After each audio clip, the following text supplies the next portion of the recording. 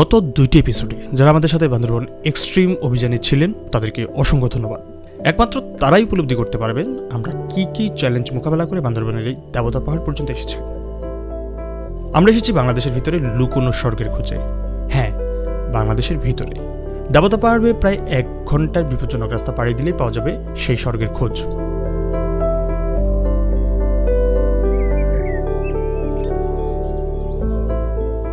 বান্দরবন নিয়ে করা আমার এই ভিডিও সিরিজে আমরা এক্সপ্লোর করার চেষ্টা করেছি আমিয়াখুম, সাতভাইখুম, ভেলাখুম, নাফাখুম, রেমাকি ফলস এবং বড় পাথর বা রাজা পাথর।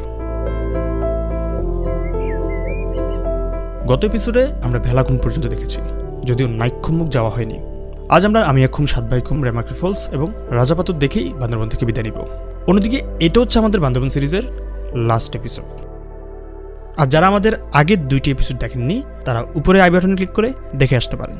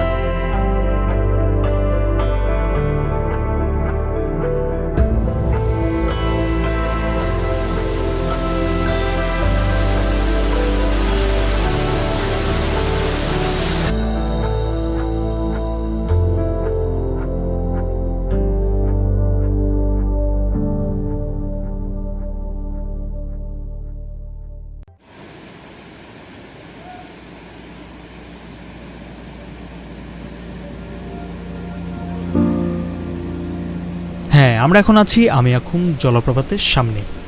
এত কষ্ট করে দেবতা পাহাড় বেয়ে নিচে নেমে নিজের কাছে এখন সার্থকই মনে হচ্ছে। কষ্ট কী জিনিস সেটা মনেই হচ্ছে না। তবে এই জলপ্রপাতের প্রচণ্ড শব্দে প্রতি মুহূর্তে নিজের কাছে অন্যরকম আতঙ্ক কাজ করছে। তা হয়তো আমি আপনাদেরকে ভিডিওতে বোঝাতে পারবো না। আমি বাংলাদেশের যতগুলো জায়গা ঘুরেছি তার ভিতরে আমিয়াখুম জলপ্রপাত আমার দেখা বেস্ট। বাংলাদেশের ভিতরে বান্দরবনের গহীনে এমন একটা জলপ্রপাতের কথা আমাদের অনেকের কাছে অজানা, হাতে গোনা কয়েকজন ট্রাভেলার ছাড়া। যাই হোক, আজকে আমাদের দুপুরের আহার এখানেই হবে, এই জলপ্রপাতের পাশেই, প্রকৃতির কাছেই। এই অনুভূতির কথা বা নাই বললাম। এই যে এখানে আমাদের খাওয়া দাওয়া হচ্ছে, আর খাওয়া হচ্ছে সবজি, খিচুড়ি, মুরগির মাংস এবং কলা পাতা খাওয়া হচ্ছে। অনেকদিন পরে এমন একটা জায়গায় খাওয়ার আয়োজন দেখে খুবই ভালো লাগতেছে।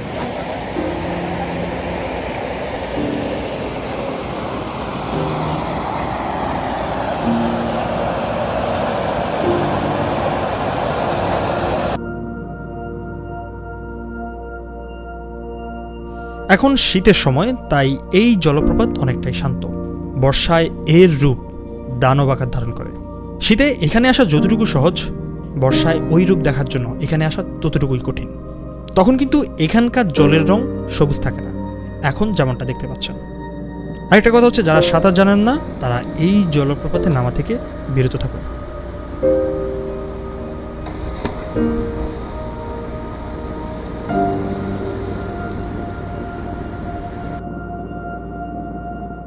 আমি এখন থেকে 5 মিনিট সামনে হাঁটলেই পাওয়া যাবে সাতভাইখুম।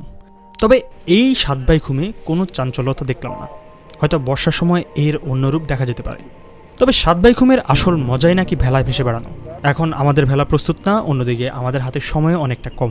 আমাদেরকে আবারও পাড়ি দিতে হবে সেই দেবতা পাহাড়। এখন সন্ধ্যা নামছে, আর যত দ্রুত সম্ভব এখনই আমাদেরকে ফিরতে হবে।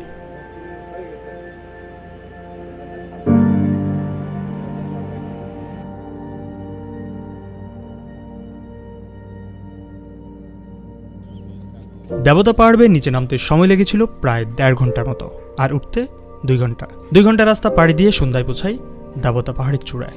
ক্লান্ত শরীর নিয়ে সেখানে শেষ বিকেলের সৌন্দর্য উপভোগ করতে থাকি। ভিউয়ার্স, আমরা আমিয়াখুম থেকে যাচ্ছি আমাদের আগের গন্তব্য থুইসাপাড়াতে।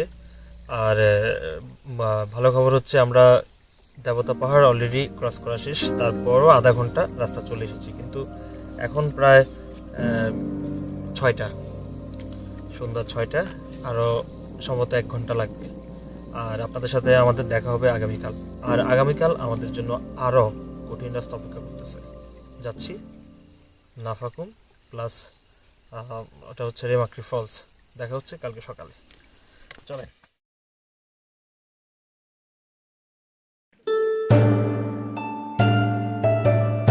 আজ আমাদের এক্সট্রিম বান্দরবন ভ্রমণের তৃতীয় দিন এবং বান্দরবনের শেষ দিন। খুব সকালে থুইসাপাড়া থেকে বেরিয়ে পড়ি রেমাক্রির উদ্দেশ্যে। এই দুর্গম থুইসাপাড়া থেকে আমরা বিদায় নিচ্ছি, আবার হয়তো কোনোদিন নাও আসতে পারি।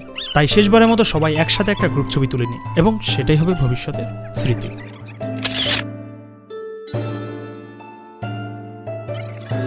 হ্যালো বন্ধুরা, আমরা এখন এই পথে যাবো। উগান্ডা যাচ্ছি, উগান্ডা।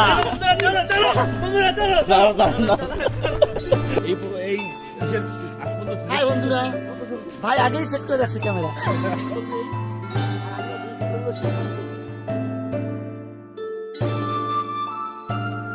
আজকের ট্রেকিংয়ের রাস্তা কিছুটা সোজা হলেও আমাদের কাছে অনেক কঠিন, কারণ গত 2 দিনে অনেক কঠিন রাস্তা ট্রেকিংয়ের পর আমাদের শরীরে আর কোনো শক্তি থাকার কথা না।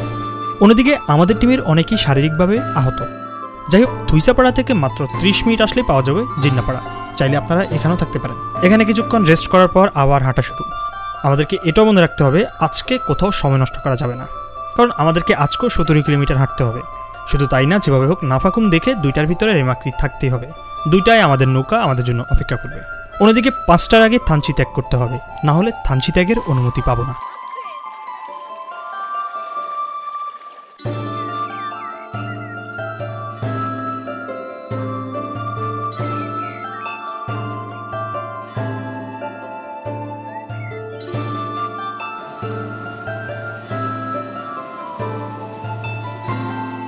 এই সকল পাহাড়ি উপত্যকা দিয়ে হেঁটে যাওয়ার সময় মনে হচ্ছিল আমি যেন স্বর্গরাজ্যের পাশ দিয়ে হেঁটে যাচ্ছি। সত্যি বলছি, এখন হাঁটতে কোনো কষ্ট হচ্ছে না। তবে এটাও মনে হচ্ছিল আমাদের দেশে এত প্রাকৃতিক সৌন্দর্য থাকার পরও সরকার কেন সেটাকে পর্যটন খাতে কাজে লাগাচ্ছে না। অথচ আমরা ভ্রমণ পিপাসুরা এই সকল সৌন্দর্য দেখার জন্য ছুটে যাই পাশের দেশ ভারতে। এমনকি কোনো বিদেশি ট্যুরিস্টও এখানে আসার জন্য অনুমতি পায় না। নিশ্চিতভাবে বলতে পারি এটা আমাদের জন্য লজ্জাজনক। আমরা কেন তাদের সর্বোচ্চ নিরাপত্তা নিশ্চিত করে আমাদের মাতৃভূমিকে দেখার সুযোগ করে দেই না?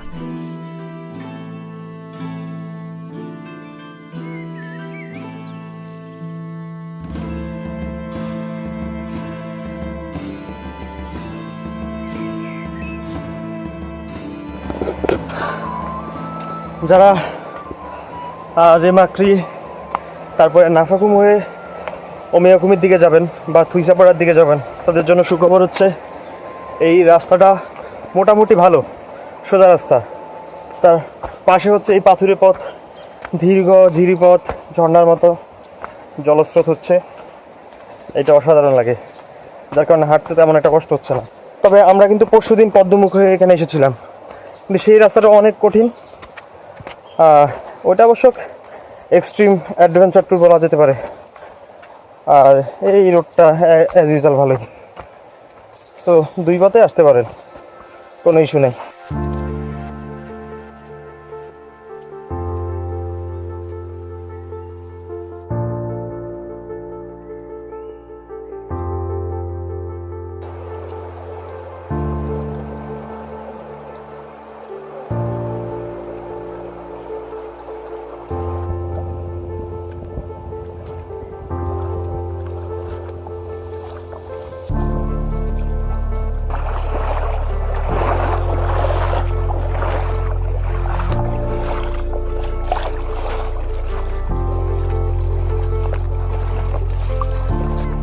প্রায় 4 ঘন্টা রাস্তা হাঁটার পর বেলা 1টায় পৌঁছাই নাফাকুম।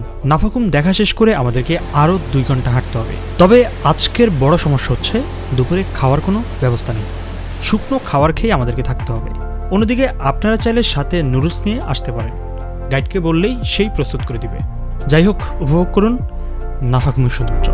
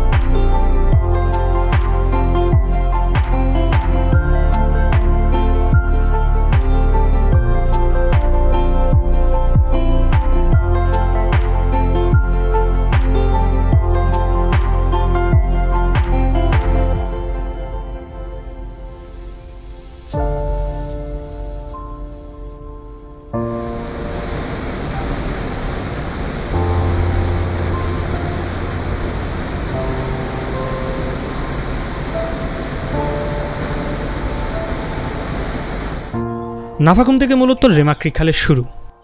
এই রেমাক্রি খাল রেমাক্রি ফলসে গিয়ে মিলিত হয়েছে। এখন আমরা অবশ্য সেই দিকেই যাচ্ছি। শুনেছিলাম একটা সময় এই রেমাক্রি খালের পাড়ে বা নাফাখুমে তাঁবু করে থাকা যেত, তবে এখন মনে হয় তা সম্ভব না। কারণ হচ্ছে ক্ষতি হবে, পর্যটকের ক্ষতি হবে এটার জন্য। তো এর আগে কোনো ক্ষতি হয়েছিল কারো? এর আগে পর্যটক একজন মারা গেছে নাফাখুমে অলরেডি। আর নাফাখুমের নিচে এই যে সামনে আমরা যেটা পারাবো ওখানে একজন এই যে বিমান বাহিনী একজন সৈনিক মারা গেছে বর্ষাতে। এই পর্যন্ত 2জন লোক মারা গেছে এখানে। ওরা কি পিচ্ছিল খেয়ে পড়ে গেছিল নিচে? পিচ্ছিল গিয়ে পড়ে গেছে, একজন মারা গেছে নাফাখুমে। ওখানে হচ্ছে ওই ডাক্তার 2012 সালে। এই জন্য প্রশাসন কোনোভাবেই মানে টেন্ট নিয়ে ক্যাম্পিং করার অনুমতি দিচ্ছে না।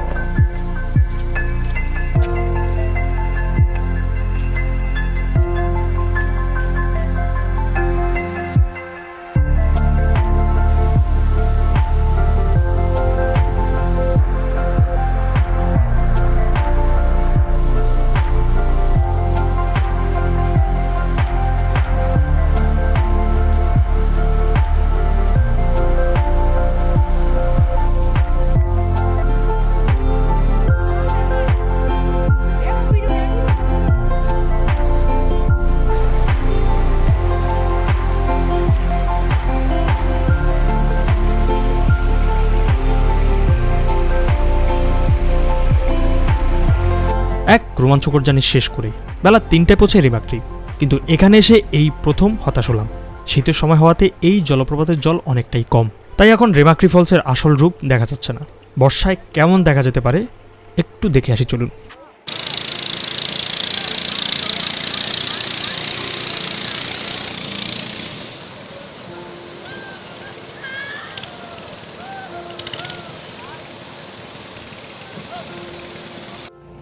যাই হোক, নৌকায় দ্রুত উঠে পড়তে হবে, এমনিতেই আমাদের অনেক দেরি। ভিউয়ার্স, আমরা এখন রেমাক্রি থেকে যাচ্ছি আবার ফান্সের দিকে। আর আমাদের যে হচ্ছে নৌকা, যাইতে সময় লাগবে প্রায় 1 ঘন্টা মতো, 4 ঘন্টা লাগতে পারে। আর যাওয়ার সময় 3 বড় পাথর, এগুলো আপনাদেরকে দেখাবো। আপনারা হয়তো ভাবছেন আমাদের মূল জার্নি হয়তো শেষের দিকে, কিন্তু না, এই ট্যুরের আসল জার্নি আর আসল ভিলেন এখনও আমাদের সামনে। সাঙ্গুর ভয়াবহ স্রোত আর বিশাল বিশাল পাথরের সাথে ধাক্কা খেতে খেতে এই নদী পাড়ি দিতে হবে। অনেক সময় নৌকা উল্টে যাওয়ারও সম্ভাবনা থাকে, তাই বুঝতে পারছেন প্রায় 1.5 ঘন্টা এই ভয়টা মাথায় নিয়ে যেতে হবে। কিন্তু তখন আমার ধারণা নেই এর থেকেও খারাপ কিছু আমার সাথে হতে চলেছে।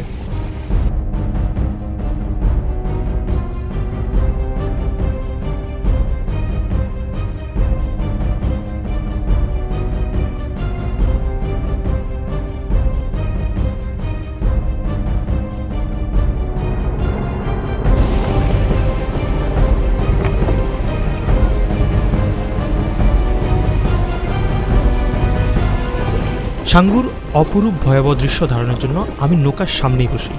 একটু ভয়ে ছিলাম মাঝির হাতের লাঠি কখন যেন আমার গায়ে ছুটে আসে। আবার মনে হচ্ছিল মাঝিরা যেহেতু এখানে নৌকা চালাতে অভ্যস্ত, তাই এমনটা হওয়ার কথা না, কিন্তু তখনই হলো বিপত্তি।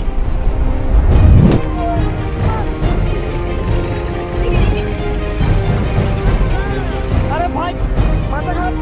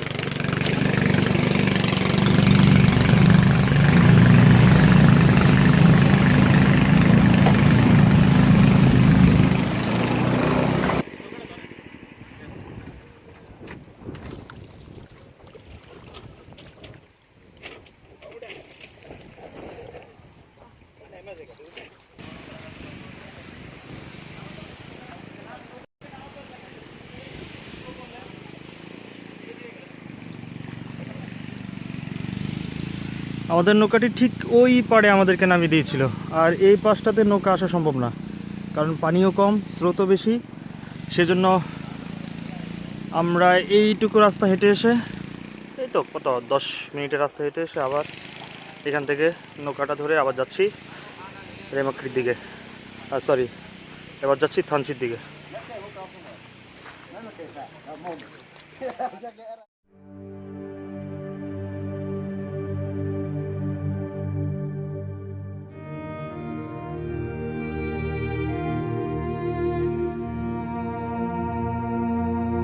এই রোমাঞ্চকর জার্নিতে আমার কাছে সবচেয়ে ভালো সময় কাটে যখন আমাদের নৌকাটি পাথরের শহরে প্রবেশ করে।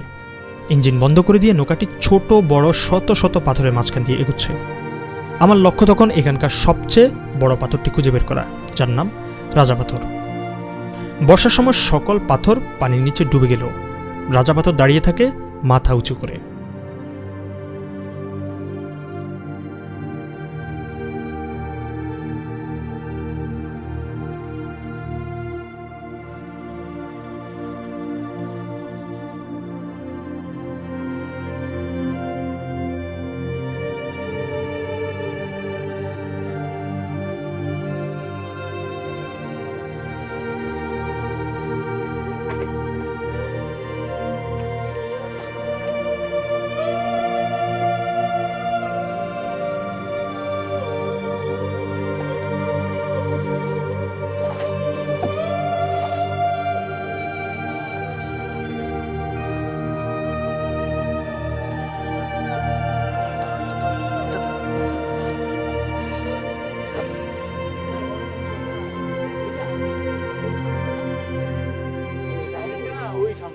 এই যে এটা হচ্ছে বড় পাথর। এই বড় পাথরের নাম মোটামুটি আমরা সবাই জানি, যে রেমাক্রি যাওয়ার পথে দেখা যায়।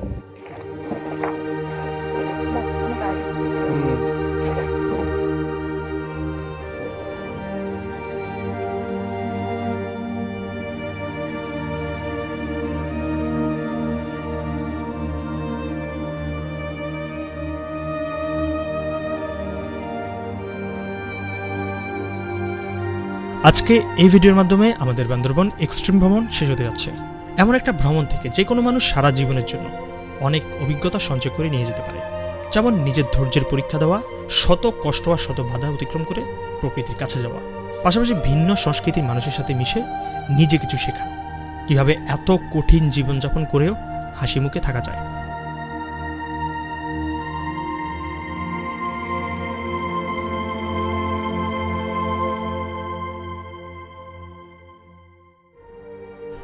কৃতজ্ঞতা আমার এই চ্যানেলের সকল ভ্রমণ পাগলা সাবস্ক্রাইবারদের প্রতি, যারা প্রতিনিয়ত আমাকে সাপোর্ট করে যাচ্ছেন।